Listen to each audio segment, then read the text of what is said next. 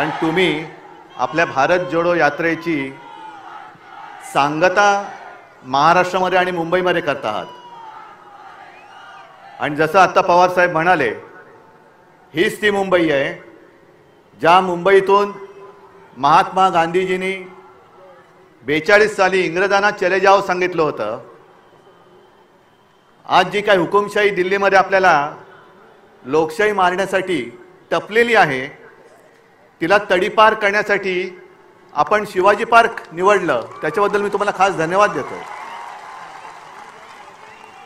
खरं पाहिलं तर हा एक फुगा आहे, भाजपा एक फुगा आहे.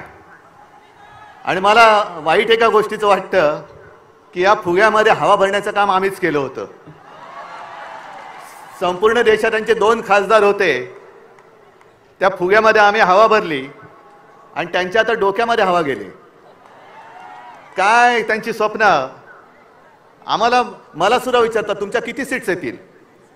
त्यांना विचारलं ते म्हणतात 400 पार. काय फर्निचरचं दुकान आहे काय? खुर्च्या बनवता म्हणजे काय 400 पार म्हणजे काय फर्निचरचं दुकान काढताय? पण ही लढाई तुम्ही पाहिला असाल, आज देशभरातून सगळ्या राज्यातून महत्त्वाचे नेते इथे आलेत. आणि आपल्याला असं वाटत असेल की ही परिस्थिती केवळ महाराष्ट्रामध्ये आहे, तसं नाही आहे. काश्मीरपासून कन्याकुमारीपर्यंत ही परिस्थिती सगळी सारखीच आहे. ज्या वेळेला मला आठवतंय की आपण पहिल्या प्रथम ही इंडिया आघाडीची बैठक घेतली, तेव्हा मोदीजींनी सांगितलं होतं ही विरोधी पक्षांची बैठक आहे. आम्ही विरोधी आहोत, जरूर आहोत, पण आम्ही विरोधी आहोत ते हुकुमशहाच्या विरुद्ध आहोत. आम्ही हुकुमशाहीशी विरुद्ध आहोत.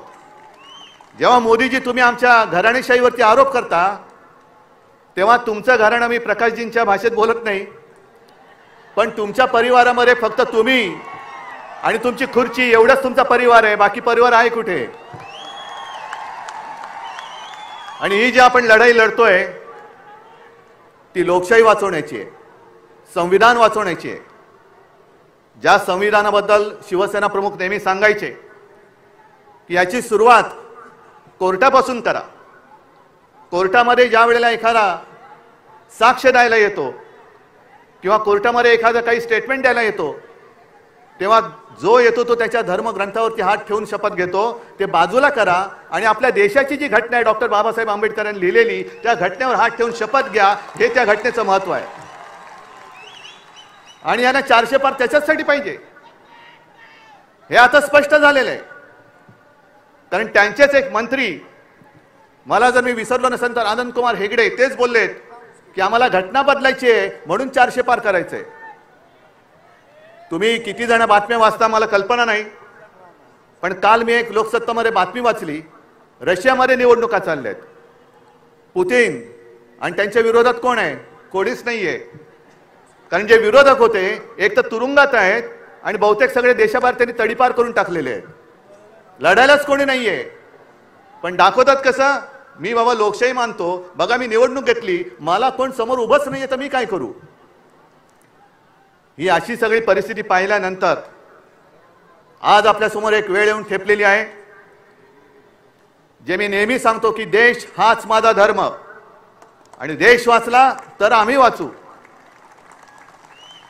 आपली ओळख, व्यक्तीची ओळख ही देश असली पाहिजे. देशाची ओळख ही व्यक्ती होता कामा नये. कोणी किती मोठा असला तरी त्याच्यापेक्षा मोठा माझा देश आहे, माझं भारत सरकार. आणि हे जे आता जाहिरात करतायत मोदी सरकार, म्हणजे तुमच्या डोक्यामध्ये काय माझ्या देशाचं नाव बदलण्याचं स्वप्न आहे? हे माझ्या देशाचं नाव आहे.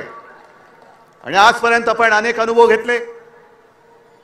असं काही वेळेला वाटत होतं की देशासाठी एक मजबूत सरकार पाहिजे, पण आता आपल्याला अनुभवानंतर कळलंय आपलं युतीचं सरकार होतं, अटलजी पंतप्रधान होते, सगळेच त्याच्यामध्ये होते. एनडीए तेव्हा एक छान असं वातावरण होतं.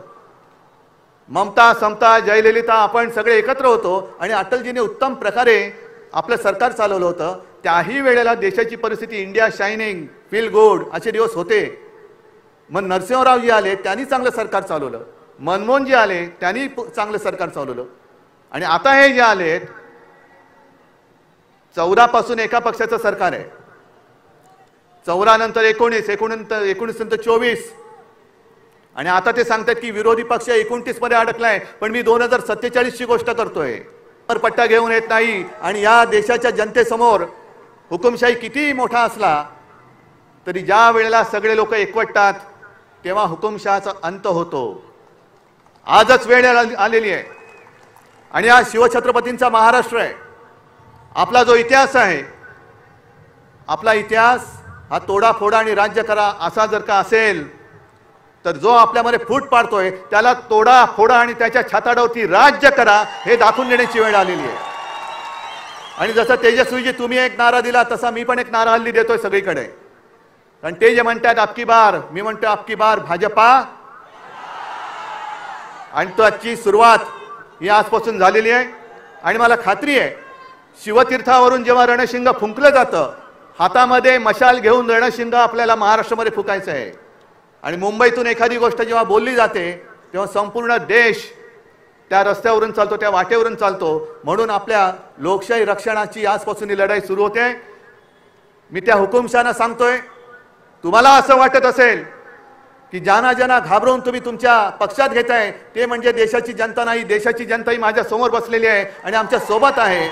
आणि तुम्ही किती अत्याचार करण्याचा प्रयत्न करा, तुम्हाला तोडून मोडून टाकल्याशिवाय राहणार नाही ही शपथ घेऊन आम्ही मैदानात उतरलेलो आहोत. आणि एकच नारा परत घेऊन अबकी बार भाजपा तडीपार, गावागावात जा आणि ह्या हुकुमशाही राजवटीचा अंत करा एवढीच एक विनंती करतो आणि आपली रजा घेतो. जय हिंद, जय महाराष्ट्र.